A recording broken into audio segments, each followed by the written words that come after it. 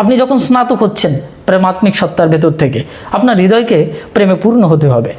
যখন আপনি স্নাতক হয়ে গেলেন, মানে স্নান করা হয়ে গেল আপনার, তখন আপনার হৃদয় সম্পূর্ণরূপে প্রেমাত্মিক হয়েছে কিনা, আপনার ভেতর থেকে এই কলিরূপী তার পিতামাতা কাম ক্রোধ আদি সব চলে গেছে কিনা, তাহলে বুঝলেন আপনি বসন্ত পঞ্চমীর পূর্ণ এই ত্রিবেণীতে স্নাতক হলেন।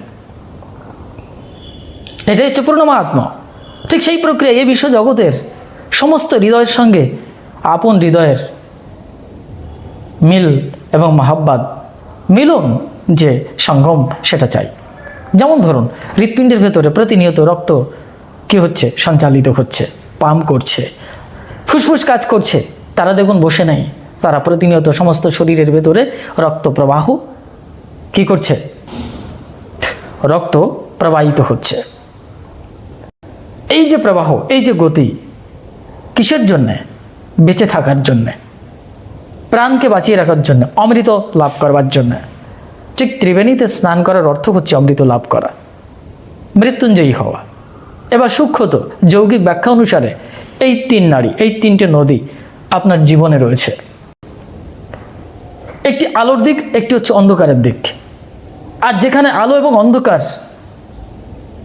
দুটো মিশে গেছে, কিন্তু তাকে অন্ধকার বলা যাচ্ছে না, আলো বলা যাচ্ছে না, একটি ব্যালেন্সের ভেতরে এসেছে, যার নাম সন্ধিক্ষণ।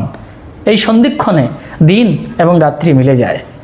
সরস্বতী হচ্ছে সেই প্রচ্ছন্ন নারী, প্রচ্ছন্ন নদী, যাকে দেখা যাচ্ছে না প্রয়াগরাজ তীর্থে ত্রিবেণীতে। তার সূক্ষ্ম অবস্থায় রয়েছে, যোগী সেটাকে জাগিয়ে দেন, সেটাকে প্রকাশ বলে। যখন এই তিন নারী, এই তিন নদী, আলো এবং অন্ধকার মিলিত হয়ে একটি ব্যালেন্সের ভেতরে চলে আসে, তার নাম ভোর মুহূর্তে আমরা বলি উষাকাল। ওটা হচ্ছে প্রকৃত প্রকাশের সময়, যেখানে তপ্ততা নেই, আবার শীতলতা নেই। অদ্ভুত ব্যালেন্স, নাতি শীতোষ্ণ, পবিত্র অমৃত নাতি শীতোষ্ণ। এখানে এসে যখন বিরাজ করে, ওখানে এসে যখন আমরা স্নাত হই, ওখানে যখন আমরা এসে উপস্থিত হই, ওটাকে অমৃত প্রাপ্তি বলা হয়।